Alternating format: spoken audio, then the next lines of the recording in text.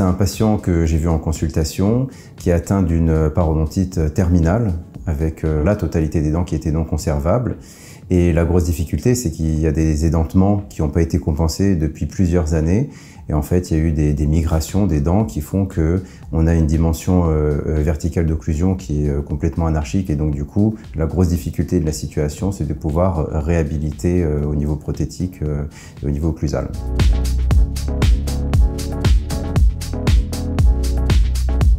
Malheureusement, quand les dents sont atteintes de manière terminale au niveau parodontal, on est obligé de se séparer de l'organe dentaire. Avant tout, on a fait un bilan phosphocalcique avant pour vérifier qu'il n'y ait pas de facteurs confondants environnementaux.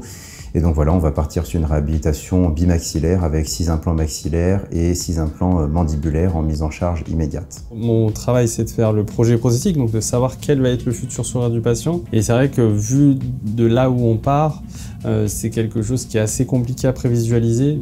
Il n'y a plus aucune référence occlusale, il n'y a plus aucune référence esthétique. Sachant qu'en plus, on part sur un protocole où on va faire de l'extraction, implantation immédiate. Donc ça veut dire qu'on ne peut pas vraiment faire beaucoup d'essayages pour savoir où on va. C'est toujours des cas qui ont beaucoup de challenges.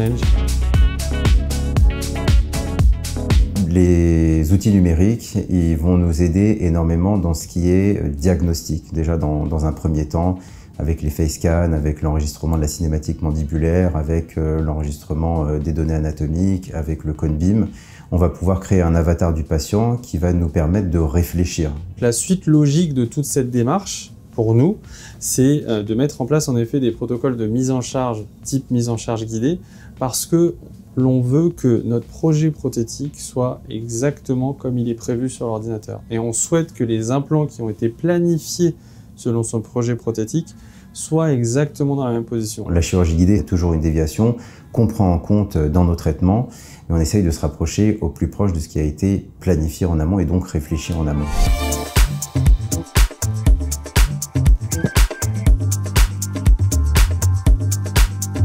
Le challenge principal que j'ai eu à relever pour traiter ce patient, moi déjà, ça a été de savoir quel était le rapport intermaxillaire reproductible. Et une fois qu'on sait sur quel rapport intermaxillaire on va partir, on le confronte à l'esthétique. Une fois que j'ai ces deux éléments-là, on fait le montage, on fait le wax-up, la simulation virtuelle de son sourire, et après ça roule tout seul. Le flux de travail qu'on utilise, qui est entièrement numérique pour notre part, il a pour but justement de faciliter la mise en charge immédiate comme la prothèse d'usage.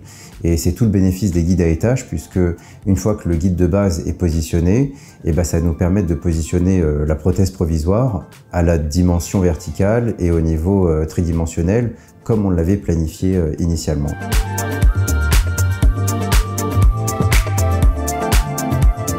Les bénéfices de cette trousse de chirurgie guidée, c'est le fait qu'on ait des forêts qui soient autoguidants. Donc d'un point de vue chirurgical, ça nous permet de ne pas utiliser de cuillère et donc d'augmenter la précision des chirurgies guidées et la mise en place de l'implant qui peut se faire totalement guidée. Elle est assez ergonomique du fait des codes couleurs qui sont assez pertinents, et puis on a vraiment un chemin fléché dans la trousse de chirurgie guidée qui est assez intéressante pour les chirurgiens novices, même comme expérimentés.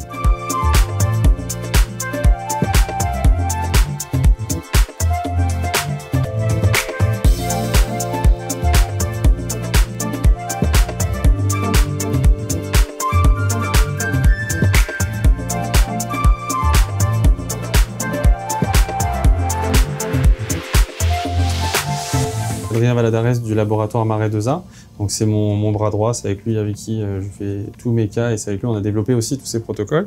Parfois c'est moi qui vais concevoir les guides et lui qui va les produire.